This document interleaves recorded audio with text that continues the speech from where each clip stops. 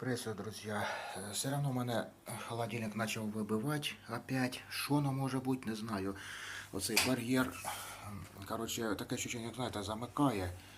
І оці релюхи дві там пускозащитна і ще якась там теплуха. Коротше, 3 рази, мабуть, виключалась. Воно тільки підключиться, воно, знаєте, так як єлі-єлі, як будто мотор такий вже чуть-чуть гаряченький і не тягне. Може його просто треба, кажуть, 2 діоди і розклинювати. Що воно може бути, я вже не знаю.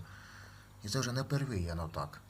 Коли кожен раз буває, коли через раз, коли взагалі практично не буває. Я спасався, що холодильник потряс отак 2 рази і все, ну це в началі. А зараз хто його знає. Хто знає, що воно може бути, напишіть в коментарях. Це Атлант двохкамерний.